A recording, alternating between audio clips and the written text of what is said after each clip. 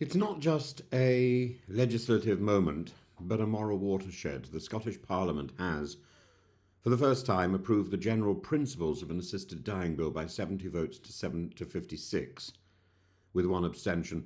It's no small step. It marks a tectonic shift in public conscience and public culture, confronting the deepest questions that we face in society: autonomy, dignity, and the meaning of mercy in the shadow of death.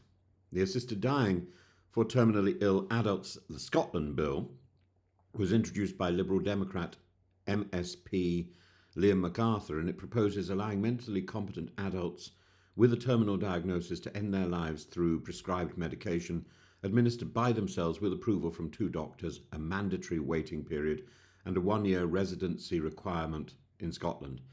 This isn't the first time such a proposal has come before Holyrood, and previous attempts in 2010 and 2015 were emphatically defeated. What changed this time? The numbers, for one. Only 36 MSPs supported the last attempt. This week, 70 voted in favour.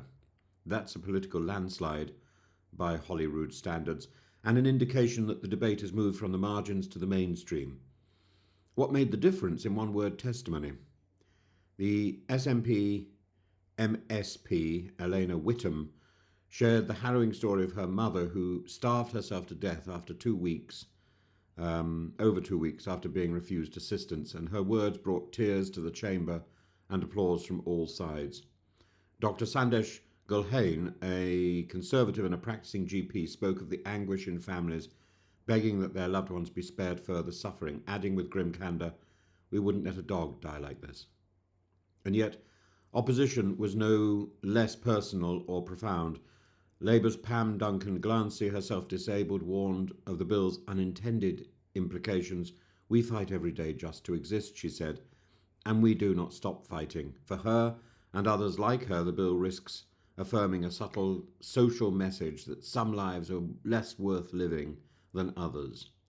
This isn't abstract ideology, these are lived experiences that make legislation heavy with consequence, and the debate, spanning nearly 5 hours, was emotional, at times agonising, and largely devoid of the usual partisan rancour.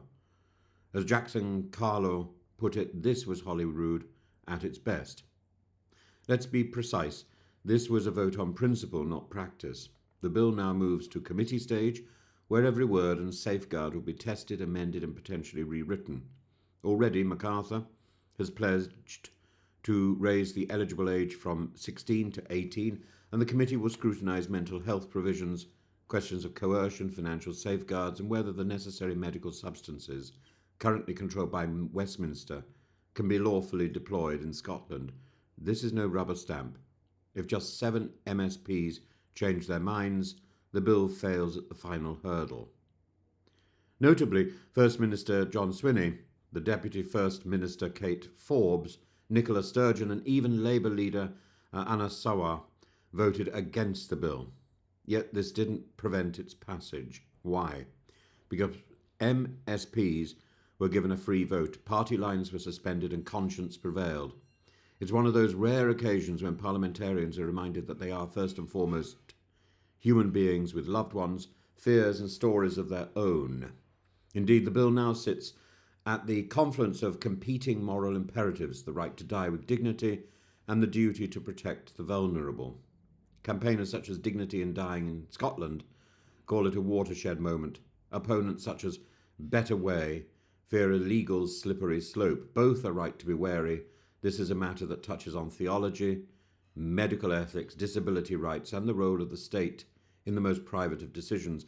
There is also one other area that it touches on, and that is the prosecution of loved ones who help either in supporting an elderly or infirm patient to make the journey to Switzerland, to a place like Dignitas, or indeed help at home in some sort of improvised euthanasia project. That is the one area that I think both Westminster and Holyrood can make decisive and immediate action to ensure that the arrest and the prosecution and the investigation, the hideous investigation into uh, these relatives' suffering stops. We don't need to waste police time. We don't need to do this. And I'm sure if there is something which is suspicious, that it will appear. But that is an area that I think, whether this bill or the bill that is currently stalled in Westminster can promote.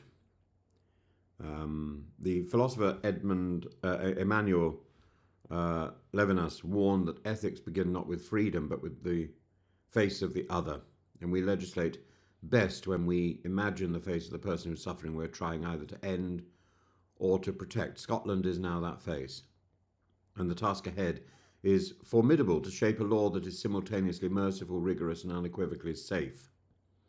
The coming months will test the Scottish Parliament's resolve to legislate for compassion without opening the door to injustice. Whether one believes that assisted dying is a final act of dignity or a moral abdication, this much is clear: the conversation has changed, and the country must now walk carefully but purposefully through one of the most complex corridors of modern conscience.